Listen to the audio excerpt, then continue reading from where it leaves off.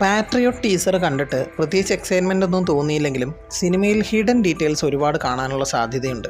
ടീസറിൽ തന്നെ ഒരുപാട് ഡീറ്റെയിൽസ് അങ്ങിങ്ങായി കൊടുത്തിട്ടുമുണ്ട്. ഇന്ന് പാട്രിയോട്ട് ടീസർ ഒന്ന് നോക്കാം. അച്ഛൻ പറഞ്ഞ് ഞാൻ കേട്ടിട്ടുണ്ട്, ഒരു കാലത്ത് ഇവരൊരുമിച്ച് നിയന്ത്രിച്ചതാണ് ഈ രാജ്യം. ആ ഡയലോഗിൻ്റെ ബാക്ക്ഗ്രൗണ്ടിൽ ആദ്യം കാണുന്നത് കുഞ്ചാക്കോ ബോബനെയാണ്. ഒരു കടൽ തീരത്താണ് നിൽക്കുന്നത്. ശേഷം ശക്തി സൊല്യൂഷൻസ് എന്ന IT കമ്പനിയിലെ ഒരു കമ്പ്യൂട്ടർ മോണിറ്ററിൽ ഫഹദ് ഫാസിലിൻ്റെ ക്യാരക്ടർ നോക്കി നിൽക്കുന്ന രംഗമാണ് കാണിച്ചിരിക്കുന്നത്. ആ മോണിറ്ററിൽ കാണുന്നത് ഒരു റെയിൽവേ സ്റ്റേഷനിലെ CCTV വിഷ്വൽസ് ആണ്.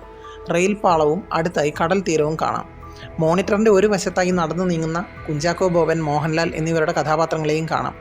അതായത് മോഹൻലാലിൻ്റെ കഥാപാത്രത്തെ കുഞ്ചാക്കോ ബോബൻ്റെ കഥാപാത്രം കാത്തു നിൽക്കുന്നതും തുടർന്ന് അവർ ഒരുമിച്ച് നടന്നു പോകുന്നതുമാണ് ആ രംഗം. ഇത് ഫഹദ് ഫാസിലിൻ്റെ ക്യാരക്ടർ CCTVയിലൂടെ കാണുകയും ചെയ്യുന്നുണ്ട്. ചാക്കോച്ചൻ്റെ കയ്യിൽ ഒരു ബാഗും കാണാം. ഏട്ടൻ്റെ കയ്യിൽ വാക്കിംഗ് സ്റ്റിക്കും ഉണ്ട്. കൃത്യമായി കാണിച്ചില്ലെങ്കിലും നടന്നു നീങ്ങുന്ന ഫ്രെയിമുകളിൽ നിന്നും മങ്ങിയതെങ്കിലും ആ വാക്കിംഗ് സ്റ്റിക്ക് കാണാൻ കഴിയും.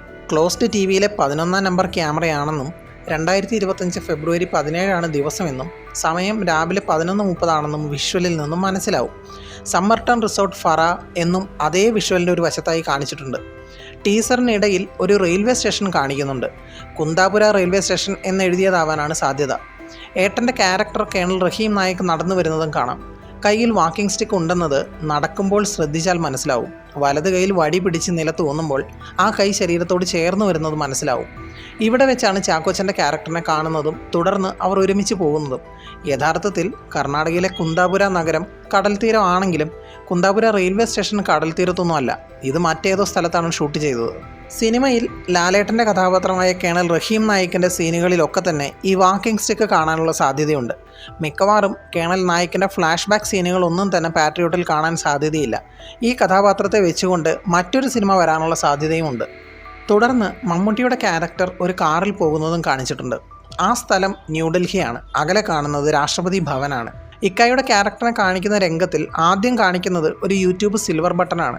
അടുത്തായി ഒരു ഇൻവെസ്റ്റിഗേഷൻ ബോർഡും ഒരു ട്രാക്കിൽ നീങ്ങുന്ന ക്യാമറയും കാണാം. ഇക്കായുടെ സ്വെറ്റ് ഷർട്ടുള്ള വേഷം കാണുമ്പോൾ തന്നെ അതൊരു തണുപ്പുള്ള സ്ഥലമാണെന്ന് മനസ്സിലാവും. മാത്രമല്ല അത് ആ ക്യാരക്ടർ താമസിക്കുന്ന സ്ഥലവുമാണ്. സത്യാന്വേഷിയായി മാറുന്ന ഒരു പഴയ മിലിറ്ററി ഓഫീസറാണ് ആ ക്യാരക്ടർ എന്ന് കരുതാം. തുടർന്ന് കാണിക്കുന്നത് ന്യൂഡൽഹിയിലെ ഡിഫൻസ് കോളനിയിലെ ബ്ലോക്ക് Aയിലെ 2 മുറികളുടെ നെയിം പ്ലേറ്റ്സ് ആണ്. B34/A2 താമസിക്കുന്ന കേണൽ റഹീം നായിക്, B34/A1 താമസിക്കുന്ന ഡോക്ടർ ഡാനിയൽ ജെയിംസ്. ആ നെയിം ബോർഡുകളുടെ ബാക്ക്ഗ്രൗണ്ടിൽ 2 പേരും നടന്നു നീങ്ങുന്നതും കാണാം. അവർ നടന്നു പോകുന്നത് കേണൽ റഹീം നായിക്കിൻ്റെ മുറിയിലേക്കാണ്. പിന്നീട് ടീസറിൽ കേണൽ നായിക്കിൻ്റെ വീട് ആക്രമിക്കുന്നതും തുടർന്നുള്ള വെടിവെപ്പും ഉള്ള സീൻ ഇതിൻ്റെ തുടർച്ചയാണ്. ഇക്കയുടെ ക്യാരക്ടർ ഡോക്ടർ ഡാനിയൽ ജെയിംസിനെ സെക്യൂരിറ്റി ഉദ്യോഗസ്ഥർ ദേഹപരിശോധന നടത്തുന്ന രംഗം. അതേ വേഷത്തിൽ തന്നെ മെട്രോ സ്റ്റേഷനിൽ നിന്നും പുറത്തു വരുന്നുണ്ട്. തോളിൽ ഒരു ബാഗുണ്ട്. ആ ബാഗിന് സിനിമയിൽ വലിയൊരു പ്രാധാന്യം ഉണ്ടാവാനുള്ള സാധ്യതയുണ്ട്. കാരണം ഇതേ ബാഗ് ഡോക്ടർ ഡാനിയലിൻ്റെ കയ്യിൽ മാത്രമല്ല കാണുന്നത്. 4 ചെറുപ്പക്കാർ ഒരു വിമാനത്തിനകത്തേക്ക് കയറുന്ന രംഗം ഇടയ്ക്ക് വന്നു പോകുന്നുണ്ട്. അവരുമായി ഡോക്ടർ ഡാനിയൽ ഫൈറ്റ് ചെയ്യുന്നതാണ് ടീസറിൽ കാണിച്ചിരിക്കുന്ന മറ്റൊരു വിഷ്വൽ. ആ 4 പേരും കയറുന്ന ഫ്ലൈറ്റിൽ പൈലറ്റിൻ്റെ വേഷത്തിൽ ഡാനിയൽ എത്തി അവരെ പിടിക്കാൻ ശ്രമിക്കുന്നതും ആകാം ആ രംഗം. 4 പേരെയും ആ ഫൈറ്റ് സീനിൽ കാണാം. അവർ 4 പേരും ഫ്ലൈറ്റിൽ കയറാൻ തുടങ്ങുമ്പോൾ ഒരു ഫ്ലൈറ്റ് കേസ് എയർപോർട്ട് ലിഫ്റ്റിംഗ് വാഹനത്തിൽ കൊണ്ടുപോകുന്നത് കാണിച്ചിരുന്നു. ആ 4 പേരും ആ പെട്ടിയിലേക്ക് നോക്കുന്നുമുണ്ട്. അതേ പെട്ടി ഈ ഫൈറ്റ് നടക്കുമ്പോൾ വിമാനത്തിനകത്ത് കാണാം. ഈ ഫൈറ്റ് നടക്കുന്നത് ഒരു മിലിറ്ററി ട്രാൻസ്പോർട്ട് ഫ്ലൈറ്റിലാവാനുള്ള സാധ്യതയുമുണ്ട്. ആദ്യം കാണിക്കുന്ന 4 പേരല്ല ഫ്ലൈറ്റിൽ കയറുന്ന 4 പേർ. ചിലപ്പോൾ അവസാന നിമിഷം അതിലൊരാൾ ഒഴിഞ്ഞതാവാം. അതിൽ ഒരാളുടെ കഴുത്തിൽ ഒരു ബ്രൗൺ നിറത്തിലുള്ള ബാഗുണ്ട്. ഇതേ ബാഗ് ഫ്ലാഷ് ബാക്ക് സീനിലും മെട്രോ സ്റ്റേഷൻ സീനിലും നടന്നു പോകുന്ന സീനിലുമൊക്കെ ഡോക്ടർ ഡാനിയലിൻ്റെ കയ്യിലുള്ളതായും കാണിക്കുന്നുണ്ട്. ആ ബാഗിന് കഥയിൽ വലിയൊരു പ്രാധാന്യം ഉണ്ടാവാൻ സാധ്യതയുണ്ട്. അതുപോലെ തന്നെ ആ 4 പേരിൽ മറ്റൊരാൾ പിടിച്ചിരിക്കുന്നത് ലാലേട്ടനും ചാക്കോച്ചനും റെയിൽവേ സ്റ്റേഷനിലൂടെ നടന്നു നീങ്ങുമ്പോൾ ചാക്കോച്ചൻ്റെ കയ്യിലുണ്ടായിരുന്ന ബാഗാണ്. ഇടയ്ക്ക് ഫഫ വിഘ്നേഷ് എന്നൊരാളോട് സംസാരിക്കുന്നതായി ടീസറിൽ കാണിച്ചിട്ടുണ്ട്. ആ വിഘ്നേഷ് ഈ 4 പേരിൽ ഒരാളായിരിക്കും. They are going to bring social score to people എന്ന ഇക്കയുടെ ഡയലോഗിനൊപ്പം കാണിക്കുന്നത് ഇതേ ബാഗും തൂക്കി മെട്രോ സ്റ്റേഷനിൽ നിൽക്കുന്ന ഡോക്ടർ ഡാനിയൽ ജെയിംസിനെയാണ്. സോഷ്യൽ സ്കോർ എന്നത് ഒരു വ്യക്തിയുടെ സ്വഭാവത്തെയും വിശ്വാസത്തെയും സമൂഹത്തിലെ പ്രശസ്തിയെയും ഒക്കെ വിലയിരുത്തുന്നതാണ്.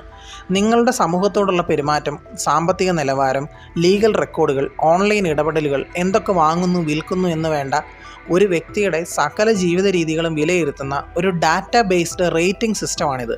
ചൈനയിൽ ഇതൊക്കെ നടപ്പാക്കിയിട്ടുണ്ട്. ഇത് നടന്നാൽ വ്യക്തികളുടെ സ്വകാര്യത നഷ്ടമാവും. ഡാറ്റ പ്രോസസ്സിംഗ് അൽഗോരിതം അനുസരിച്ചായിരിക്കും ആളുകളെ സമൂഹം വിലയിരുത്തുക.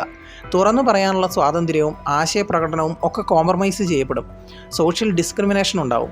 സ്ഥിരമായി ആളുകളെ നിരീക്ഷിക്കുന്നത് മാനസിക ബുദ്ധിമുട്ടുകൾ ആളുകളിൽ ഉണ്ടാക്കും. എന്നിങ്ങനെ ഒരുപാട് പ്രശ്നങ്ങൾ ചൈനയിലെ ജനങ്ങൾ നേരിട്ടിട്ടുണ്ട്. സിനിമയിൽ സോഷ്യൽ സ്കോർ എന്ന ആശയത്തെക്കുറിച്ച് ഡോക്ടർ ഡാനിയൽ പറയുന്നത് കൊണ്ട് തന്നെ സിനിമയുടെ പ്രധാന തീമുകളിൽ ഒന്ന് ഇതാവാനുള്ള സാധ്യതയുമുണ്ട്. പിന്നീടാണ് മോഹൻലാൽ എന്ന പേരെഴുതി കാണിക്കുന്നത്. നാഷണൽ ഡിഫൻസ് അക്കാഡമിയിൽ ട്രെയിനിങ് കൊടുക്കുന്ന റഹീം നായികൻ്റെ സീനാണത്. അതൊരു ഫ്ലാഷ് ബാക്ക് സീനാണ്. പുറകിലെ സ്ലൈഡ് പ്രസൻറ്റേഷനിൽ തെളിഞ്ഞിരിക്കുന്നത് അമേരിക്കൻ നേവി ഏവിയേറ്റർ ആയിരുന്ന ജെറമിയ എ ഡെൻറ്റൺ ജൂനിയർ എന്ന ഓഫീസറുടെ വിയറ്റ്നാമിലെ യുദ്ധ തടവുകാരനായി പിടിക്കപ്പെട്ട കാലഘട്ടത്തിലെ അനുഭവങ്ങളാണ്. പ്രസൻറ്റേഷൻ്റെ സൈഡിൽ കാണിച്ചിരിക്കുന്ന ചിത്രവും ഡെൻറ്റൻ്റേതാണ്. കമാൻഡർ ഡെൻറ്റൻ്റെ ചരിത്രവും കേണൽ നായിക്കിൻ്റെ കഥയും സിമിലർ ആവാനുള്ള സാധ്യതയുമുണ്ട്. കമാൻഡർ ഡെൻറ്റൻ്റെ ചരിത്രം ഇങ്ങനെയാണ്. 1965 നോർത്തേൺ വിയറ്റ്നാമിൻ്റെ ആകാശത്ത് വെച്ച് ഡെൻറ്റൻ്റെ എയർക്രാഫ്റ്റിനെ വിയറ്റ്നാം പട്ടാളം ആൻറ്റി എയർക്രാഫ്റ്റ് മിസൈൽ ഫയർ ചെയ്ത് വീഴ്ത്തി. മിസൈലിൻ്റെ ഇരുമ്പ് ചീളുകളായ ഷ്രാപ്നൽസ് ഡെൻറ്റൻ്റെ ഇടത്തെ തുടയിൽ തുളച്ചു കയറി തുടയിലെ മസിലിനെ എല്ലുമായി ബന്ധിപ്പിക്കുന്ന ടെൻഡൻ തകർത്തു. എന്നിട്ടും തൻ്റെ എയർക്രാഫ്റ്റിൽ നിന്നും ഡെൻറ്റൻ ഇജക്റ്റ് ചെയ്തു. പക്ഷേ വിയറ്റ്നാം പട്ടാളത്തിൻ്റെ പിടിയിലായി. 7 വർഷവും 7 മാസവും നോർത്തേൺ വിയറ്റ്നാമിലെ പല തടവുകളിലായി ക്രൂരമായ പീഡനം അനുഭവിച്ചു. നോർത്തേൺ വിയറ്റ്നാമിലെ കുപ്രസിദ്ധമായ ഹനോയി ഹിൽട്ടൺ എന്ന തടവറയിലെ അൽകട്രാസ് എന്ന സെക്ഷനിലും ഡെൻറ്റൻ കിടന്നിട്ടുണ്ട്. 1966 വിയറ്റ്നാം പട്ടാളം യുദ്ധ തടവുകാരോട് മാന്യമായാണ് പെരുമാറുന്നതെന്ന് തെളിയിക്കാൻ ബലം പ്രയോഗിച്ച് TV ഇൻ്റർവ്യൂവിന് കമാൻഡർ ഡെൻറ്റനെ പിടിച്ചിരുത്തി. എന്നാൽ ഡെൻറ്റൻ കണ്ണുകൾ അടച്ചു തുറന്ന് മോഴ്സ് കോഡിൽ ടോർച്ചർ എന്ന് ലോകത്തോട് വിളിച്ചു പറഞ്ഞു. 1973 ഓപ്പറേഷൻ ഹോം കമ്മിങ് എന്ന പേരിൽ നടന്ന ഒഫീഷ്യൽ ഓപ്പറേഷൻ്റെ ഭാഗമായി വിയറ്റ്നാം റിലീസ് ചെയ്ത അമേരിക്കൻ യുദ്ധ തടവുകാരിൽ ഒരാൾ ഡെൻറ്റനായിരുന്നു. എത്രയൊക്കെ ക്രൂരമായി ഉപദ്രവിച്ചിട്ടും ഡെൻറ്റനിൽ നിന്നോ സഹ തടവുകാരിൽ നിന്നോ വിയറ്റ്നാം സേനയ്ക്ക് യാതൊരു വിവരവും ലഭിച്ചില്ല. ടീസറിൽ കാണിച്ചിരിക്കുന്ന എല്ലാ ഷോട്ടുകളിലും കേണൽ റഹീം നായിക്കിൻ്റെ കയ്യിൽ ഒരു വാക്കിംഗ് സ്റ്റിക്ക് ഉണ്ട്. കമാൻഡർ ഡെൻറ്റൻ്റെ കഥ പോലെ നായിക്കിനും കാലിനേറ്റ അപകടത്തിൻ്റെ കഥ പറയാൻ കാണും. ഒരു കിടിലൻ ഫ്ലാഷ് ബാക്ക് പ്രതീക്ഷിക്കാം. പറ്റുമെങ്കിൽ മറ്റൊരു സിനിമയായി. കേണൽ നായിക്കിൻ്റെ ഡയലോഗ് മൊത്തം 3 പേരുണ്ട്, സാറിന് തടുക്കാൻ കഴിയുമോ എന്നാണ്. ഈ 3 പേർ ഡോക്ടർ ഡാനിയലും കേണൽ നായിക്കും ചാക്കോച്ചൻ്റെ കഥാപാത്രവും ആവാനുള്ള സാധ്യതയുണ്ട്. ഇവർ 3 പേര് ഒരുമിച്ചുള്ള 2 കാലഘട്ടത്തിലെ സീനുകൾ സിനിമയിൽ പ്രതീക്ഷിക്കാം. പിന്നീട് ഫഹദ് ഫാസിലിൻ്റെ ക്യാരക്ടറിനെ കാണിക്കുന്നുണ്ട്. ഫഫ നടന്നു വരുന്നത് ട്രെയിലറിൻ്റെ തുടക്കത്തിൽ കാണിച്ച ശക്തി സൊല്യൂഷൻസ് എന്ന കമ്പനിയുടെ അകത്തുകൂടിയാണ്. നടന്നു ചെന്ന് ഒരു ഓറഞ്ച് കളർ മാർക്കർ പേന കൊണ്ട് വരയ്ക്കുന്നത് പുറകിൽ കാണുന്ന മാപ്പിലെ 2 സ്ഥലങ്ങൾ തമ്മിൽ യോജിപ്പിക്കുകയാണോ എന്നൊരു സംശയമുണ്ട്. അങ്ങനെയാണെങ്കിൽ അത് കുന്താപുരയിൽ നിന്നും ന്യൂഡൽഹിയിലേക്കാണ്. അടുത്ത ഷോട്ടിൽ ചാക്കോച്ചനെയും ചാക്കോച്ചൻ്റെ ഗേൾ ഫ്രണ്ടിനെയുമാണ് കാണിക്കുന്നത്. ചാക്കോച്ചനും ഗേൾ ഫ്രണ്ടും ജോലി ചെയ്യുന്നത് ഇതേ ശക്തി സൊല്യൂഷൻസിലാണ്. സോറി ഗൈസ്, അത് ഗേൾ ഫ്രണ്ട് ആണെന്ന് തോന്നുന്നില്ല, എന്തോ കോംപ്ലിക്കേറ്റഡ് റിലേഷൻഷിപ്പാണ്. ആ സ്ത്രീ കഥാപാത്രത്തിൻ്റെ ബാഗും ബനിയനും കട്ടിലിൻ്റെ തൊട്ടടുത്ത ടേബിൾ വെച്ചിരിക്കുന്നത് കാണാം. അവർ ഒരുമിച്ചല്ല താമസം എന്ന് വ്യക്തമാണ്. ആയിരുന്നെങ്കിൽ ആ ബനിയൻ ഷെൽഫിൽ വെച്ചാൽ മതിയായിരുന്നല്ലോ. വല്ലപ്പോഴും വന്നു പോകുന്ന ബന്ധമാവും. ഇതേ ആൾ പിന്നീട് ശക്തി സൊല്യൂഷൻ്റെ അകത്തുകൂടി നടക്കുന്നതും ഒരു കമ്പ്യൂട്ടർ സ്ക്രീനിൽ നിന്നും മൊബൈലിൽ എന്തോ ക്യാപ്ചർ ചെയ്തു പോകുന്നതും കാണിക്കുന്നുണ്ട്. അതേ ഷോട്ടിൽ മുറിയിലേക്ക് ആ ക്യാരക്ടർ കടന്നു ചെല്ലുമ്പോൾ മേശപ്പുറത്ത് ഒരു വശത്തായി മോഡേൺ ലാപ്ടോപ്പുകളും ടേബിൾ ലാമ്പുകളും ഒക്കെ കാണാം.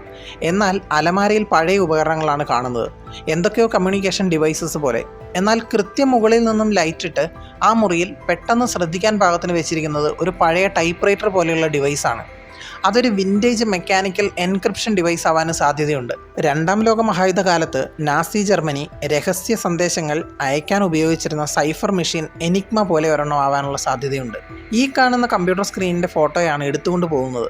ഫോട്ടോ എടുത്തതിന് ശേഷം അത് വായിക്കുന്നുമുണ്ട്. സോ വെറുതെ ഫോട്ടോ എടുത്ത് ആർക്കെങ്കിലും കൊടുക്കുക എന്ന ഉദ്ദേശമല്ല ആ ക്യാരക്ടറിനുള്ളത്. ശക്തി സൊല്യൂഷൻസ് എന്ന കമ്പനി നടത്തുന്ന എന്തോ ഇല്ലീഗൽ പരിപാടിക്കെതിരെ പ്രവർത്തിക്കുന്ന ഗ്രൂപ്പിലെ ഒരു പ്രധാനയാൾ ഈ ക്യാരക്ടർ ആയിരിക്കും.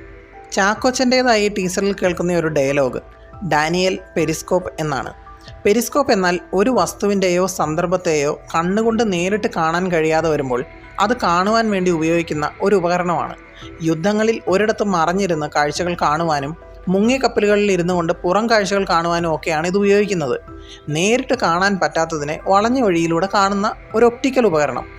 എന്നാൽ ചൈനയുടെ സ്റ്റേറ്റ് സെക്യൂരിറ്റിയുടെ ഒഫീഷ്യൽ ഹാക്കിംഗ് ഗ്രൂപ്പുകളിൽ ഒരെണ്ണം ലെവിയത്താൻ എന്നും temp.periscope എന്നും അറിയപ്പെടുന്ന ഒരു ഗ്രൂപ്പാണ്. സിനിമയിൽ ചിലപ്പോൾ ഹാക്കിംഗ് ഗ്രൂപ്പുമായി ഡാനിയലിന് ബന്ധം ഉണ്ടായേക്കാം. പക്ഷെ മറ്റൊരു സാധ്യത ഡാനിയലിൻ്റെ യൂട്യൂബ് ചാനലിൻ്റെ പേര് പെരിസ്കോപ്പ് എന്നാവാനാണ്. അല്ലെങ്കിൽ ഈ പെരിസ്കോപ്പ് എന്നതൊരു ഹാക്കിംഗ് ടൂൾ ആവാനുമുള്ള സാധ്യതയുണ്ട്. നയൻതാരയുടെ ക്യാരക്ടറിനെ കാണിക്കുന്ന രംഗത്തിൽ സ്റ്റുഡൻറ് ലാപ്ടോപ്പ് സ്കീം പ്രോഗ്രാമിനെക്കുറിച്ചും അതിനോടനുബന്ധിച്ച് പെരിസ്കോപ്പിനെക്കുറിച്ചും പറയുന്നുണ്ട്. സ്റ്റുഡൻസിന് ഫ്രീ ആയി ലാപ്ടോപ്പ് നൽകി അതിൽ പെരിസ്കോപ്പ് പോലെയുള്ള ഒരു സോഫ്റ്റ്വെയർ നൽകി അവരുടെ ഓരോ നീക്കങ്ങളും മനസ്സിലാക്കി അവരെ സോഷ്യൽ സ്കോർ നൽകി വേർതിരിക്കുകയാവാം ചിലപ്പോൾ ഫഹദിൻ്റെ കമ്പനി ചെയ്യുന്നത്. ഒരു കോൾ സെൻറ്ററിലെ കമ്പ്യൂട്ടറുകളുടെ CPU എടുത്ത് അതിൽ നിന്നും ഹാർഡ് ഡിസ്ക് മാത്രം എല്ലാവരും ഊരി മാറ്റുന്നുണ്ട്. കോൾ സെൻറ്ററുകൾ ആരെങ്കിലും ഹാക്ക് ചെയ്തു കാണും. അതുകൊണ്ടാണ് ഡാറ്റ നഷ്ടപ്പെടാതിരിക്കാൻ ഹാർഡ് ഡിസ്ക് അഴിച്ചു മാറ്റുന്നത്. ഡോക്ടർ ഡാനിയൽ ജെയിംസും സെറീൻ ഷിഹാബിൻ്റെ ക്യാരക്ടറും എയർപോർട്ടിൽ ചെല്ലുന്നതും അവിടെ വെച്ച് ഒരു കൂട്ടം ചെറുപ്പക്കാർ ഡാനിയലിനൊപ്പം സെൽഫി എടുക്കുന്നതുമാണ് മറ്റൊരു സീൻ. ഡാനിയൽ പ്രശസ്തനാണെന്നർത്ഥം. ഫോട്ടോ എടുക്കുമ്പോഴും ഡാനിയൽ ശ്രദ്ധിക്കുന്നത് CCTVയിലേക്കാണ്. ആ സീനിലും ഡാനിയലിൻ്റെ കഴുത്തിൽ ബ്രൗൺ ബാഗ് കാണാം. കേണൽ നായിക്കിൻ്റെ വീടിൻ്റെ മുകളിലെ സീക്രട്ട് സ്ഥലത്തേക്ക് കയറാനുള്ള പടികളുടെ കൺട്രോൾ മുറിയിലെ സ്വിച്ച് ബോക്സിനകത്താണ് എന്ന് വ്യക്തമായി കാണിച്ചിട്ടുണ്ട്. അതിനർത്ഥം അവിടെ രഹസ്യമുറികൾ ഉണ്ടെന്നും നായിക്കിന് രഹസ്യങ്ങൾ ഉണ്ടെന്നുമാണ്. ടീസറിൻ്റെ തുടക്കത്തിൽ എയർപോർട്ടിൽ ഒരു പ്രമുഖ രാഷ്ട്രീയ നേതാവ്, ചിലപ്പോൾ പ്രൈം മിനിസ്റ്ററോ പ്രസിഡൻറ്റോ ഒക്കെ ആവാം, വന്നിറങ്ങുന്നതും തുടർന്ന് രേവതിയുടെ കഥാപാത്രത്തിൻ്റെ മരണാനന്തര ചടങ്ങിൽ പങ്കെടുക്കാൻ എത്തുന്നതും കാണിക്കുന്നുണ്ട്. ഈ എയർപോർട്ടിൽ സംഘർഷം നടക്കുന്നതും പട്ടാളം ടിയർ ഗ്യാസ് ഷൂട്ട് ചെയ്യുന്നതും കാണിക്കുന്നുണ്ട്. രേവതിയുടെ ക്യാരക്ടറിൻ്റെ മരണത്തിൽ ആ രാഷ്ട്രീയ നേതാവിൻ്റെ പങ്ക് ആരോപിച്ചുകൊണ്ടുള്ള പ്രതിഷേധമാവാം അത്. ഒരു കണ്ടെയ്നർ പോർട്ടിനടുത്തുള്ള ലൈറ്റ് ഹൗസിലേക്ക് കറുത്ത കാർ വരുന്ന ഒരു വിഷ്വൽ ഇടയ്ക്ക് കാണിക്കുന്നുണ്ട്. ഇതേ കാറിൽ ഡാനിയലിൻ്റെ ഒരു ഫൈറ്റ് സീനും ടീസറിൽ കാണിക്കുന്നുണ്ട്. ആ കാറിൻ്റെ രജിസ്ട്രേഷൻ കർണാടകയാണ്. ലിഫ്റ്റ് ഫൈറ്റ് സീൻ അത് എറണാകുളത്തെ ഒരു മെഡിക്കൽ കോളേജ് ലിഫ്റ്റിലെ ഫൈറ്റ് സീനാണ്. ഒരു ആക്സിഡൻറ്റ് നടന്ന് കൂടെയുള്ള ഒരാളെ മെഡിക്കൽ കോളേജിൽ കൊണ്ടുചെല്ലുമ്പോൾ ആളുകൾ പിന്തുടർന്ന് കേണലിനെ ആക്രമിക്കുന്നതാണെന്ന് തോന്നുന്നു. വീൽ ചെയറിൽ ഒരാൾ ഇരിക്കുന്നതായി തോന്നുന്നുണ്ട്. പൂർണ്ണമായും കണക്ട് ചെയ്യാവുന്ന സീനുകൾ ടീസറിൽ വളരെ കുറവാണെന്നാണ് എനിക്ക് തോന്നിയത്. എന്നാലും ഒരു ഏകദേശ കഥ ഈ സോഷ്യൽ സ്കോറിംഗ്, ഹാക്കിംഗ് ഒക്കെയായി ബന്ധപ്പെട്ടതാവാനാണ് സാധ്യത. സിനിമയുടെ ഏകദേശം ഒരു സ്റ്റോറി എനിക്ക് തോന്നുന്നത് പറയാം. ഒരു കമ്പ്യൂട്ടർ പ്രോഗ്രാം ആളുകളെ സീക്രട്ടായി നിരീക്ഷിക്കുന്നു. അവർക്ക് സോഷ്യൽ സ്കോറിംഗ് നൽകി സമൂഹത്തിൽ വേർതിരിവ് ഉണ്ടാക്കുന്നു. ഈ കമ്പ്യൂട്ടർ പ്രോഗ്രാമിൻ്റെ ഒരു version doctor Daniel military doctor ആയിരുന്ന കാലത്ത് ഉപയോഗിച്ചിരുന്ന പെരിസ്കോപ്പ് എന്ന കമ്പ്യൂട്ടർ പ്രോഗ്രാമാണ്. പെരിസ്കോപ്പ് അന്ന് തയ്യാറാക്കി കൊടുത്തിരുന്നത് കുഞ്ചാക്കോ ബോബൻ്റെ ക്യാരക്ടറായിരുന്നു. ഇപ്പോൾ കുഞ്ചാക്കോ ബോബൻ ജോലി ചെയ്യുന്ന ശക്തി സൊല്യൂഷൻസ് എന്ന IT കമ്പനി പെരിസ്കോപ്പിൻ്റെ പുതിയ വേർഷൻ ഉപയോഗിച്ച് ആളുകളെ നിരീക്ഷിക്കുകയും അവർക്ക് സോഷ്യൽ സ്കോറിംഗ് നൽകി വേർതിരിക്കുകയും ചെയ്യുന്നു. രാജ്യസുരക്ഷയെ ബാധിക്കുന്ന പ്രശ്നത്തിലേക്ക് എത്തുമ്പോൾ പെരിസ്കോപ്പ് ഉപയോഗിച്ചിരുന്ന ഡോക്ടർ ഡാനിയൽ ഈ പ്രശ്നം തീർക്കാനായി വരുന്നു. സഹായത്തിന് കേണൽ നായിക്കിനെയും കൂട്ടുന്നു. ഈ പ്രോഗ്രാമിനെക്കുറിച്ചുള്ള വിവരങ്ങൾ അറിയാവുന്ന ചാക്കോച്ചനും ഇവരുടെ കൂടെ കൂടുന്നു. ശക്തി സൊല്യൂഷൻസിന് സകല CCTV, വെബ്സൈറ്റുകൾ എന്നിങ്ങനെ എല്ലാ ഇൻ്റർനെറ്റ് സംബന്ധമായ കാര്യങ്ങളും രഹസ്യമായി മോണിറ്റർ ചെയ്യാൻ കഴിയുന്നവരുമാണ്.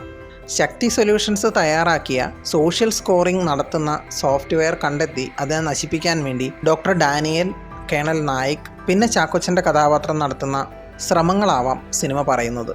പാട്രിയോട്ട് ഒരു കണ്ടന്റ് റിച്ച് സിനിമയാവുമെന്ന് ഞാൻ പ്രതീക്ഷിക്കുന്നുണ്ട്. കൂടുതൽ വിവരങ്ങൾ ട്രെയിലർ വന്നതിന് ശേഷം. കൂടുതൽ സിനിമാ വിശേഷങ്ങൾക്കായി ചാനൽ സബ്സ്ക്രൈബ് ചെയ്യൂ. ഒരു കാര്യം കൂടി പറഞ്ഞുകൊള്ളട്ടെ, സിനിമ സയൻസ് വീഡിയോകൾ ഒന്നിച്ചൊരു ചാനൽ ചെയ്യുക എന്നതായിരുന്നു എൻ്റെ ആദ്യത്തെ ആശയം. പക്ഷേ സയൻസ് കണ്ടൻറ്റ് ഷെയർ ചെയ്യാനായി മറ്റൊരു ചാനൽ തുടങ്ങുന്നതാവും നല്ലത് എന്ന് കുറച്ച് പേർ പറഞ്ഞിരുന്നു. അതുകൊണ്ട് ദി പൈറേറ്റ്സ് ലാബ് എന്ന പേരിൽ മറ്റൊരു ചാനൽ തുടങ്ങിയിട്ടുണ്ട്. സയൻസ് കണ്ടൻറ്റുകൾക്കായി ആ ചാനൽ വിസിറ്റ് ചെയ്യൂ. Thanks for watching the video. See you again. Bye bye guys.